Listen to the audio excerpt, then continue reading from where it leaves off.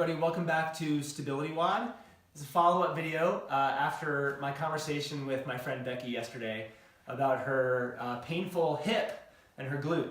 And we sort of progressed through her injury pattern and talked about the fact that people with high hamstring pain or this lower glute hip rotator pain tend to have a somewhat predictable pattern of weak hip rotators and relatively long hamstrings. And her pattern was such that she had just done yoga, she just lengthened her hamstrings and then asked them to go run, which really requires a shorter hamstring that can store energy, produce power.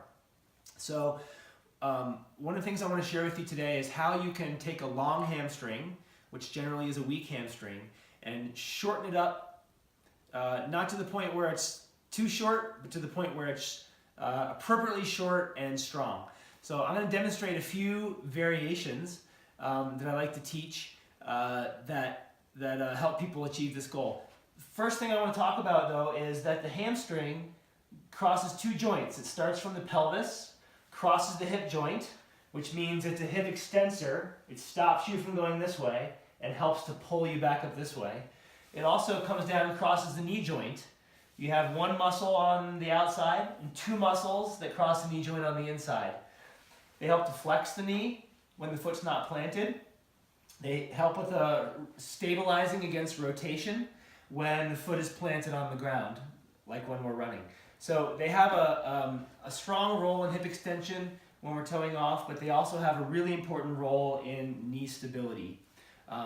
This is how we train the hamstrings to be good really at both, but in this case we're focusing more on knee stability as we're shortening up the hamstring. The first variation requires a stability ball. Start on your back, both feet on the ball, kind of on your lower calves, arms out to the side for balance. You're going to start by lifting up your hips, tightening your abs, tightening your butt. Once you have balance, you're going to bend your knees in, but you're not going to keep your hips low. You're actually going to keep them high so that they're extended. This is going to require a lot more work from your hamstring and your glutes, and it's going to make sure that your hamstrings become maximally short at the end. Relax back out, staying tight here and here, and then repeat. And we're going to rattle off a set of however many it takes us to get tired. For some of you it might be 2 or 3. You might have some cramping in your hamstrings, which tells you that you have a little work to do. You might be able to get 15, but you're looking for fatigue back here in the hamstrings, maybe in the glutes. Notice that my feet are not turning out, but I have them straight. That assures that the inner and outer hamstrings are both working evenly. This is going to make the outer hamstrings work way too much, and is going to leave the inner hamstrings weak, which will destabilize the knee again. Okay? Make sure those hips get high with each rep.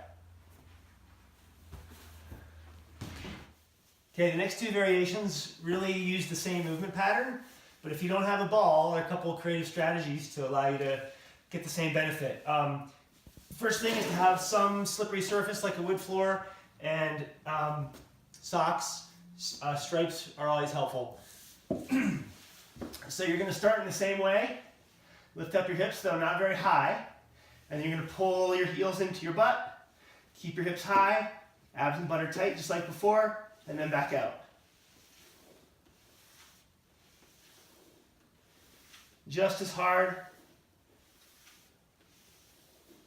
right? Another variation, using bucket tops. These are Home Depot bucket tops. These work especially well on a rubber floor in a CrossFit gym. They can also work on a wood floor or on carpet.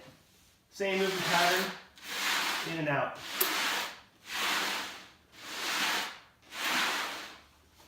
Lastly, if you have carpet in your house and the bucket tops aren't sliding, some squares of cardboard work very well.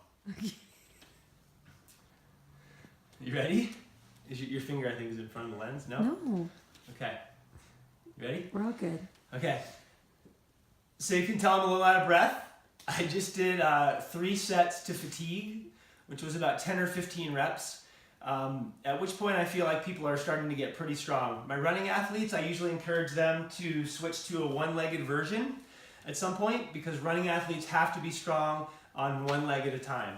So that's the sort of long-term goal with this progression. You're looking for 3 sets to fatigue. You may start at 3 sets of 3, 3 sets of 5, start wherever you can. Make sure there's no pain, and build up from there till you hit that 3 set of 10 to 15 mark. And then you can progress to one leg. Excuse me. Thanks for tuning in. Please post the comments below, and I hope you'll subscribe. I'll be back tomorrow, and we might even move to the upper body and talk about a new body part. See that? I just finished up 3 sets to fatigue, about 10 or 15 repetitions. Still breathing a little hard. Got nice solid burn tension in my hamstrings. If you start and you're getting some cramping, or you're only able to do a few reps, that's okay. Do 3 sets to that point, maybe 2 or 3 reps, and then build up from there.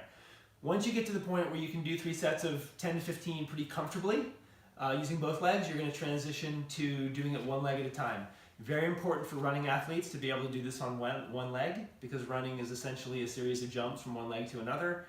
You're never on more than one leg, so you have to get stronger one leg at a time to better help support your running, stabilize your hip, stabilize your knee.